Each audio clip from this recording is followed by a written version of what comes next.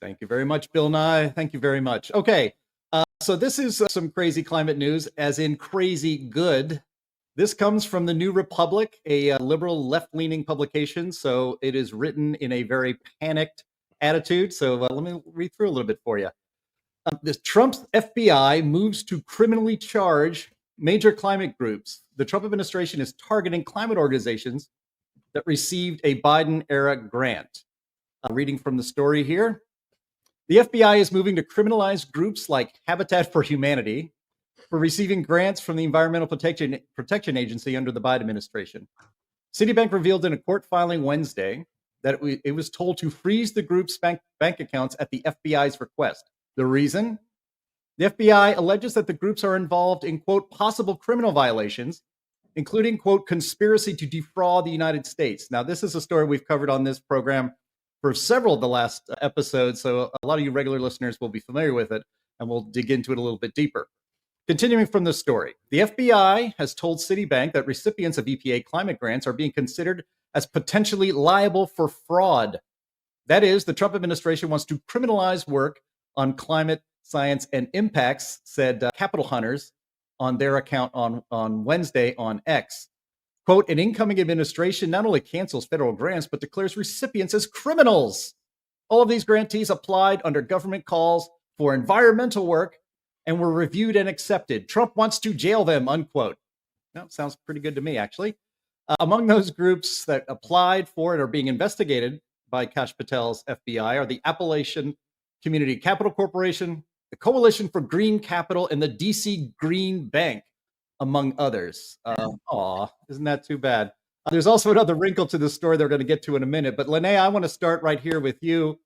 Are you surprised by this move by Kash Patel's FBI? And is this, to be fair, the same kind of weaponization of government that we've seen over the last 8 years, but just maybe in the other direction? Well, I don't know if I would say weaponization of government. But honestly, yeah, I am surprised.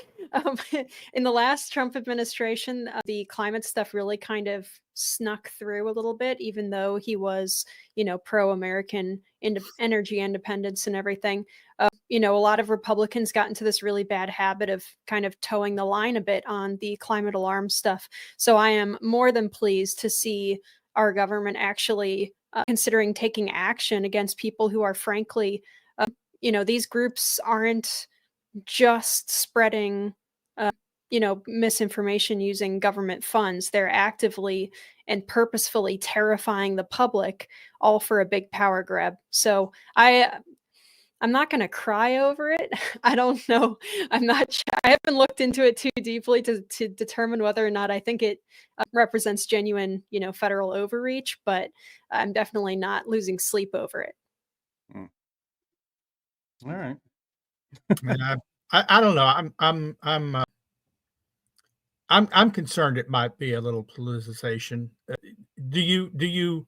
It's not clear to me that every time you examine this type of behavior to determine whether fraud is going on, you should be announcing publicly, "Oh, we're going after them for fraud." No, it may not be fraud.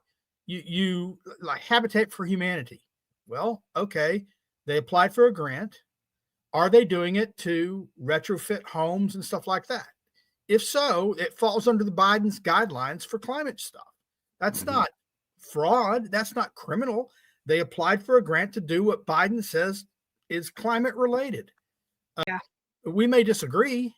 We may think that we shouldn't be giving money for stuff like that. I certainly do, but I'm not sure that you hold, you release an announcement saying, we're looking at these people for criminal activity. I don't know. Yeah, I definitely don't know about like freezing Habitat for Humanity's bank accounts. I would say that seems strange considering the context of what they're actually being investigated for, allegedly, but I don't know.